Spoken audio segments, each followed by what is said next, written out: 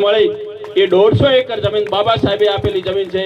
એ તમારા પુરખોની જમીન નથી, બાબા સાહેબના બંધારણના લીધે જમીન છે।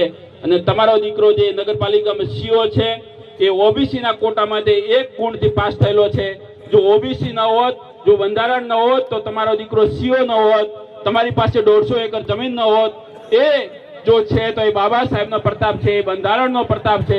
મિત્રો, સર્વ સમાજને જ્યારે બાબા સાહેબે આપ્યું છે ત્યારે આપણે એમને નતમસ્તક થઈ આજે નિર્માણ દિવસે એમનો આભાર માનીએ છીએ।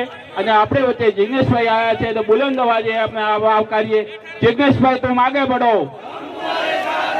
जिग्नेश भाई तुम आगे बढ़ो, हम तुम्हारे साथ हैं। जिग्नेश भाई तुम आगे बढ़ो, हम तुम्हारे साथ हैं।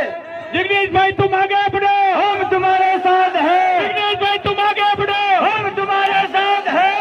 जिग्नेश भाई तुम आगे बढ़ो, हम तुम्हारे साथ हैं। हमारा नेता कैसा है, जैसा है हमारा नेता कैसा है, जिग्नेश भाई जैसा है हमारा नेता कैसा है, जिग्नेश भाई जैसा है। सर्व समाज का नेता कैसा हो, और सर्व समाज का नेता कैसा हो, जिग्नेश भाई जैसा हो, और सर्व समाज का नेता कैसा हो, जिग्नेश भाई जैसा हो, सर्व समाज का नेता कैसा हो।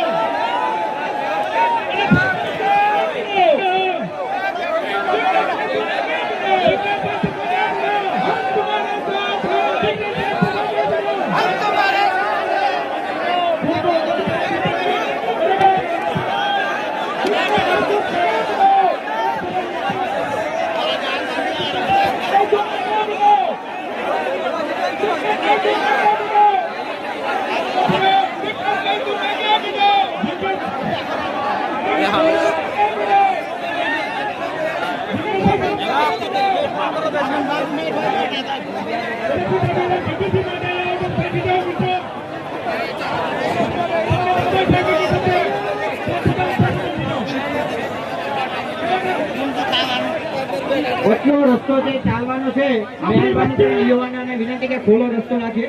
એટલો રસ્તો આવી ચૂક્યા છે, આપ સૌને વિનંતી કે રસ્તા વચ્ચે અગર રસ્તા બનો ખુલ્લો કરો।